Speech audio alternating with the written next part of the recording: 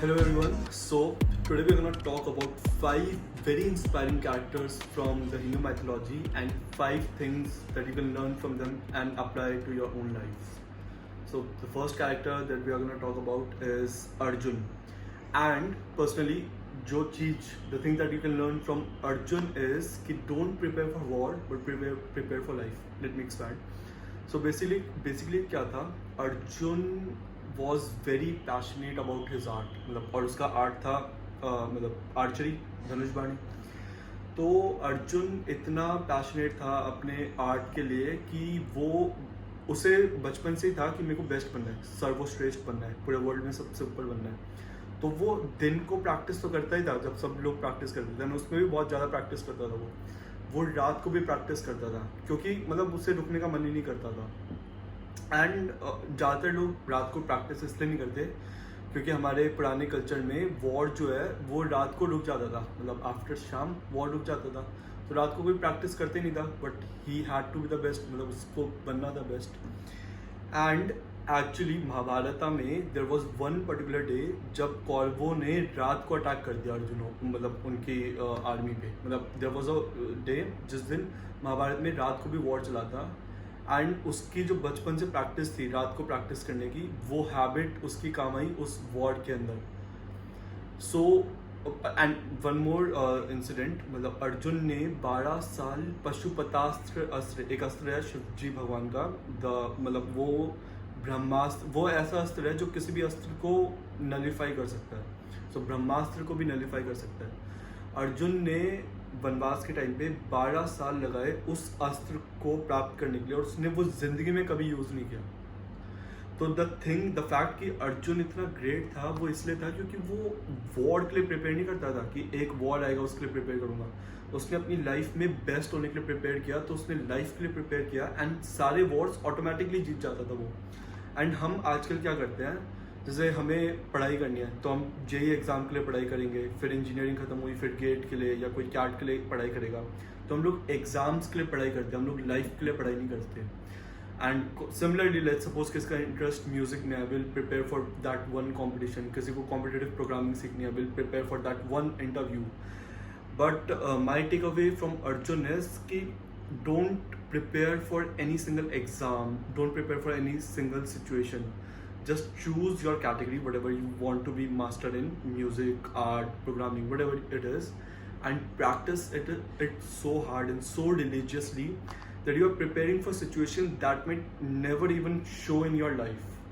So in that way you would very easily clear any interview, any exam, whatever you want, but you will clear those things, those aspect of life or those challenges that nobody else can do.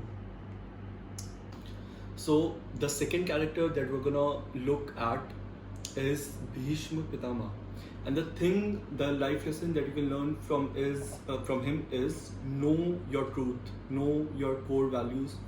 What do you stand for?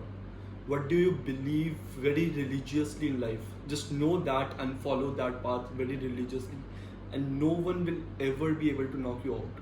So let me explain.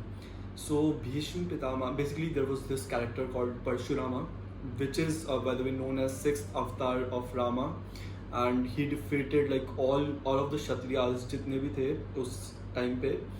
21 times he basically defeated all the Kshatriyas in the world. And Bhishma Pitama, basically he fought a battle with Parshurama and he won. Second instance, Bhishma Pitama was undefeated in his life. कभी जिंदगी में वो हारे नहीं. In Mahabharata, he was so undefeatable कि कृष्ण भगवान को अपनी जो उनकी प्रतिज्ञा थी वो तोड़नी पड़ी कि मैं वॉर में पार्ट नहीं लूँगा, क्योंकि no one else could kill him.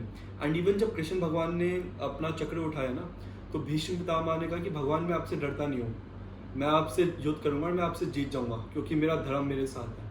And that was his truth. उन्हें हमेशा लगता था, एंड वो हमेशा धर्म का पालन करते थे. मतलब पहले उन्होंने अपने पिता के लिए आजीवन ब्रह्मचारी होने का वरदान ले लिया, मतलब वो ले लिया, प्रतिज्ञा ले ली. तो उन्हें हमेशा लगता था कि वो धर्म का साथ दे रहे हैं और वो हमेशा धर्म के लिए लड़ते थे और उन्हें लगता था कि जब तक वो धर्म के लिए लड़ रहे हैं ना उनसे कोई नहीं जीत सकता। कृष्ण भगवान को भी चैलेंज कर दिया था उन्होंने। तो ये थे भीष्म पितामह। लेकिन बाद में फिर कृष्ण भगवान ने कहा कि चलो डूड, मतलब तुम्हारा धर्म गलत है लास्ट में। एंड इसके इन थिंग्स में मतलब जो भीष्म पितामह वाली चीज़ है, अगर तुम अपना ट्रुथ जान लो और इसे रिलीजियसली फॉलो करो तो you will be the greatest, मतलब तुम्हें defeat, you will be undefeatable. पर इसका एक ही ड्रॉबैक है कि तुम्हारे ट्रूथ्स टाइम के साथ बदलते हैं and if you don't change with time तो कभी ना कभी you will be undefeatable bye anybody, but कभी ना कभी टाइम तुम्हें नॉकआउट कर ही देगा। सो नेक्स्ट कैरेक्टर जो है वो एक्चुअली नेगेटिव कैरेक्टर है, मतलब हमारी माइथोलॉजी में वो नेगेटिव कैरेक्टर है, बट देयर आर वेरी, मतलब देयर आर थिंग्स जो हम उनसे भी सीख सकते हैं। And that is none other than the king of demons, Ravana. So what I personally learned from Ravana is it's okay to be fanatic sometimes, and by fanatic means fanatic are those people जो किसी चीज़ के पीछे obsessively पड़ जाते हैं, जिन्हें कोई भी चीज़ इम्पॉसिबल नहीं लगती। तो लेट मी एक्सप्लेन। रावण एक बार कैलाश पर्वत के पास से जा रहा था एंड उसका मन हुआ कि आज शिव भगवान के दर्शन करने, शिव जी उनके मतलब आराध्य थे। तो शिव भगवान ने मगर मना कर रखा था कि मतलब नंदी जी को बोल रखा था अभी हम विश्राम कर रहे हैं, या फिर शायद डांस कर रहे थे वो, कि अभी किसी को आने मत देना। तो रावण ने कहा भाई नहीं, जा रहा हूँ मैं, शिव भगवान के दर्शन तो मेरे को करने ही हैं। तो नंदी ने उन्हें रोका, फिर फाइट वगैरह हुई, फिर नंदी ने एक लक्ष्मण रेखा बना दी कैलाश पर्वत के चारों तरफ कि तुम इसके पार नहीं जा सकते, ये दिव्य रेखा है। तो रावण ने कहा कि मैं पूरा कैलाश पर्वत ही उठा के अपने साथ ले जाऊंगा लंका। अब मतलब सोच के देखो, सबको पता है शिव भगवान जो थे, मतलब इवन डीमंस नो, और देवताओं को तो पता ही था कि उनसे कोई भी कभी पंगा लेके जीत नहीं पाया, बट रावण ने कहा ले जाना है तो ले जाना है। और उसने एक्चुअली पूरा शिव पहाड़, जो शिव कैलाश पर्वत है, उसे उठा लिया था और हिलाने लगा था, बट फिर शिव जी भगवान ने अंगूठा मतलब एक अंगूठे से दबाया पर्वत और उसके हाथ दबा दिए। 1000 साल तक रावण की उंगलियां दबी रही उस पहाड़ के नीचे, और तब उसने उस एक स्तुति करी थी शिव भगवान की, जटा कटे करके एक सॉन्ग है जो आज भी बहुत फेमस है, जो शिव भगवान की सबसे फेमस स्तुति है। सो मतलब इतना फिनेटिक था वो कि मतलब एक बार सोच लिया तो करना है, एक बार मतलब अब सबको पता है, युद्ध जब राम जी से युद्ध किया था सबने बता दिया था रावण को कि ये विष्णु का अवतार है रावण जी, लेकिन युद्ध छेड़ दिया तो छेड़ दिया, रुकना नहीं है। कुंभकर्ण ने समझाया रावण को, मेघनाथ ने समझाया कि स्वयं विष्णु अवतार है, लेकिन रावण ने रुका नहीं, युद्ध करना है तो मर के ही माना, वो मर के ही। तो मैं कह रहा हूँ कि हमेशा फैनाटिक नहीं होना चाहिए, बट कभी कभार किसी एक गोल के लिए हमें उतना फिनाटिसिज्म चाहिए होता है। अगर हम कर लें तो मतलब जब तक हम फेल ना हो जाए ना, या जब तक हम जीत ना जाए, उस गोल के पीछे लगे रहो। सो जो नेक्स्ट कैरेक्टर है वो एक्चुअली भगवान है, उनके बारे में बात करेंगे। He is Ganesha, Lord Ganesha. So basically the thing that I learn, मतलब गणेशा जैसे जैसे कैरेक्टर्स बढ़ते हैं ना, इनमें वो सारी क्वालिटीज़ तो है ही जो प्रीवियस कैरेक्टर्स में थी, इनमें ये एडिशनल डिफरेंट क्वालिटीज़ हैं जो उनमें शायद नहीं थी। तो गणेश जी में था कि थिंक डिफरेंटली, मतलब बेसिकली क्या हुआ, एक बार सारे जो देवता हैं उनके बीच में वो हो गया कि कौन सर्वश्रेष्ठ है उनमें से। तो शिव भगवान ने कहा, शिव भगवान और माता पार्वती, कि जो पूरे ब्रह्मांड के 7 चक्कर पहले लगाएगा वो सर्वश्रेष्ठ कहलाया जाएगा, उसकी पूजा सबसे पहले होगी। सबको पता ही होगी ये कहानी। तो सब लोग चले गए। अब मतलब सबके पास बहुत अच्छी सवारी थी, बहुत, जैसे वायु देवता तो मतलब उन्हें बोला जाता है कि बहुत तेज उड़ते थे वो, एंड जो कार्तिकेय थे गणेश जी भगवान के बड़े भाई, उनकी जो सवारी थी वो भी बहुत तेज हुआ करती थी। तो ये लोग तो एकदम से मतलब रेडी स्टडी गो बोलते ही भाग गए और 7 राउंड कंप्लीट करने लगे। अब गणेश जी भगवान की सवारी थी मूसक, तो वो ऑब्वियसली उससे उन्हें पता था कि मतलब मैं इससे अगर सवारी करूंगा तो कभी भी जिंदगी में नहीं जीत पाऊंगा। तो उन्होंने क्या किया, मतलब वो उनकी वीकनेस थी, मतलब कि स्पीड नहीं थी उनकी ज़्यादा, बट उन्होंने क्या किया, उन्होंने कहा कि मैं शिव जी भगवान और पार्वती माता के 7 चक्कर काट लूंगा तो यही ब्रह्मांड के 7 चक्कर हो जाएंगे। अब देखो मतलब ये तुम्हें लगेगा कि यार ये कैसा लॉजिक हुआ, मतलब शिव जी, बट उस समय के हिसाब से ये माना जाता था कि शिव जी भगवान अनंत है, और शिव जी भगवान और पार्वती माता जो है वो उनके अंदर ही पूरा ब्रह्मांड रहता है, शिव जी भगवान और माता पार्वती के उसमें। और जज कौन थे? रेस के जज भी शिव जी थे। तो उन्होंने बेसिकली पूरा चक्कर लगाया, 7 चक्कर लगाए शिव जी भगवान और उनके माता पार्वती के, और वो जीत गए। अब आप सोच के देखो, अगर शिव जी मना कर देते कि नहीं ये गलत है, तो वो उनका सत्य झूठ नहीं हो जाता कि मतलब कि फिर आप यानी कि ब्रह्मांड, आप अनंत नहीं हो, आपके अंदर ब्रह्मांड नहीं है। तो बट मतलब मेरे हिसाब से ये बहुत ही ब्रिलियंट मूव है, और ये कहानी जो हमें सिखाती है कि हम लोग रेस में लगे रहते हैं, मतलब हम लोग उस कंपटीशन में पार्ट कर रहे हैं जहाँ पे हमारी स्ट्रेंथ नहीं है। बेसिकली हमें अपनी स्ट्रेंथ के हिसाब से बैटल ग्राउंड चूज करना चाहिए। हमें हर बैटल ग्राउंड में पागलों की तरह भागना नहीं चाहिए, हर चीज़ के पीछे हमें रेस नहीं करनी चाहिए। कभी कभार हमें रेस से हटके एक डिफरेंट पाथ चूज करना चाहिए। तो this is the thing that I get from Lord Ganesha. और मैं एक पर्सनल कहानी बताऊंगा इस चीज़ के ऊपर, जो कि एक्चुअली काफ़ी हेल्प करी जिसने मेरे को। तो एक बार क्लास 12th में एक कंपटीशन में गया था मैं, रोबोटिक कंपटीशन। तो उसमें क्या था कि उसका एम था रोबोट्स, ऐसे रोबोट्स बनाने हैं जो कि पिंग पोंग बॉल्स उठा सके। तो पिंग पोंग बॉल्स रखी हुई थी, एक ट्रैक था, रोबोट को सर्विस करना। तो रोबोट को चलाने वाला टास्क और थोड़े बहुत ऑब्स्टिकल्स पार करने वाला, वो सबने पूरा कर लिया था। मतलब वो नहीं था, मेन पॉइंट्स थे पिंग पोंग बॉल्स उठाने के। तो अब वहाँ पे हम लोग गए, तो वहाँ पे मैंने देखा लोगों ने इतने जीनियस सॉल्यूशन बना रखे थे पिंग पोंग बॉल्स उठाने के। मतलब ऐसा क्रेन मैकेनिज्म बना रखा था, किसी ने हाथ बना रखा है, मतलब इतने जीनियस की क्या बोलूँ। मतलब मैं जाते ही मैंने सोचा कि ये तो हार गए इसमें कंपटीशन में। बट लकीली जो मेरा नंबर था वो लास्ट था, और टोटल 50 समथिंग स्कूल आए हुए थे। तो बट मैंने देखा लोगों के मैकेनिज्म बहुत सही है बट परफेक्ट नहीं है। मतलब बॉल्स उठ रही हैं बट वो गिर रही हैं, और कई लोग कंट्रोल नहीं कर पा रहे हैं उस चीज़ को। तो मेरे दिमाग में आया, मतलब मैंने भी एक सिंपल सा मैकेनिज्म बना रखा था, एक सिंपल सा ऐसे टोकरी थी।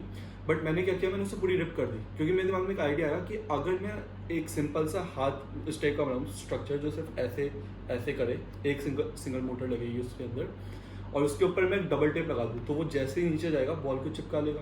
और मैंने पूरी गाड़ी के चारों तरफ भी डबल टेप लगा दी। अब मेरा नंबर लास्ट था, मैंने जैसे ही वो गाड़ी वहाँ पे रखी अपनी और डबल टेप हटाना स्टार्ट करी, मतलब जो डबल टेप के वो होते हैं ऊपर वाले, जैसे ही मेरी गाड़ी चली, जिस बॉल पे टकराई वो बॉल चिपक गई और हम लोग जीत गए। तो बेसिकली हमारा मैकेनिज्म सबसे बेकार था, बट जस्ट बिकॉज हमने ये डिफरेंट चीज़ चूज करी, हम लोग एक्चुअली इस कॉम्पिटिशन में जीत गए।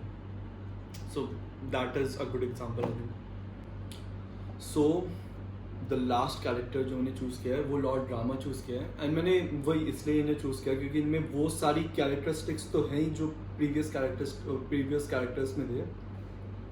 बट लॉर्ड रामा में जो एक चीज़ जो तुम सीख सकते हो जो कि अनपैरेलल्ड थी, दैट इज़ उनकी लीडरशिप स्किल्स।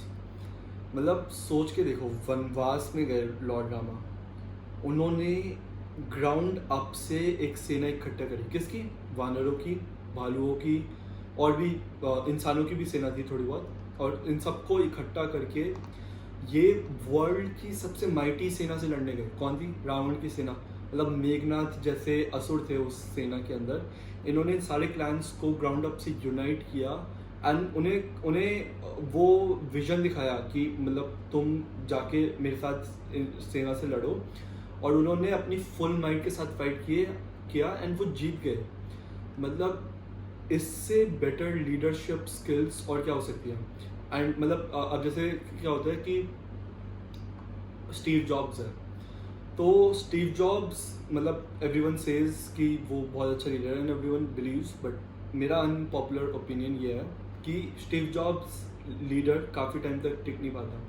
एंड इनफैक्ट ये हुआ था 12 साल के लिए स्टीव जॉब्स को निकाल दिया था उनकी खुद की कंपनी से। उसके बाद वो दोबारा आए कामर बिहेवियर के साथ। सो बेसिकली स्टीव जॉब्स क्या था कि वो मतलब he was a visionary, but वो लीडर अच्छे नहीं थे।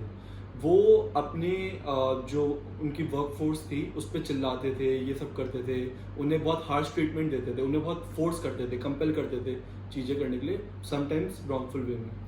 तो ये रावण भी ऐसे ही लीडर था एंड अल्टीमेटली रावण का डिमाइस हुआ। लॉर्ड रामा की जो लीडरशिप स्किल्स थी बेसिकली फर्स्ट कि बहुत अल्टीमेट काम। लॉर्ड रामा का जो काम था उसे देखकर उनका एनिमी भी शांत हो जाता था। सेकंड उनकी अनपैरेलल्ड स्किल्स, मतलब एक सभा में जहाँ पे बाकी लोग एक धनुष को हिला भी ना पाए, उस धनुष को उन्होंने उठा के तोड़ दिया। और मतलब राम बाण की मिसाल दी जाती है कि राम जी एक बार बाण चलाते थे ना, मतलब तो वो बाण मार के आता था लोगों को। तो सेकंड उनकी जो क्वालिटी थी एज ए लीडरशिप में, अनपैरेलल्ड स्किल्स। तो ये कई लीडर्स में आजकल नहीं है कि मतलब वो जिस बिजनेस को चलाते हैं उनमें सिर्फ मैनेजमेंट स्किल्स होती है, उनमें उस चीज़ की अनपैरेलल्ड स्किल्स नहीं होती। And I think those leaders जिनमें अपने बिजनेस से रिलेटेड स्किल्स हैं, मतलब सिर्फ बिजनेस मैनेज करने की नहीं, बट जैसे किसी ने टेक कंपनी चलाई है एंड वो खुद प्रोग्रामर है, so that is a good better leader than वो बंदा जो कि उस स्किल में खुद महान नहीं है। थर्ड, राम जी हमेशा दूसरों को अवसर देते थे ग्लोरी पाने का एंड लास्ट में खुद करते थे। सो वन केसेस कुंभकर्ण था, एक कुंभकर्ण जो राक्षस था। तो बेसिकली कुंभकर्ण को पहले लक्ष्मण जी गए मारने, तो बट कुंभकर्ण बहुत शक्तिशाली था, तो लक्ष्मण जी के बाण उन पे चले नहीं। तो फिर ये अंगद गया, फिर हनुमान जी ने भी फाइट करी, उनका बराबरी का मुकाबला हुआ। फिर लास्ट में जब कोई कुंभकर्ण को हरा नहीं पाया, तब लास्ट में भगवान राम ने धनुष उठाया और कुंभकर्ण को एक ही बाण से उसका सिर काट दिया। एक बाण से हाथ काटा, एक बाण से उसका सिर काट दिया। तो मतलब उन्होंने पहले इतने सारे लोगों को अवसर दिया, ग्लोरी दी, ये अपने आप को प्रूव करने की, एंड लास्ट में जब अल्टीमेटली उनका रिक्वायरमेंट थी तभी वो खुद आए।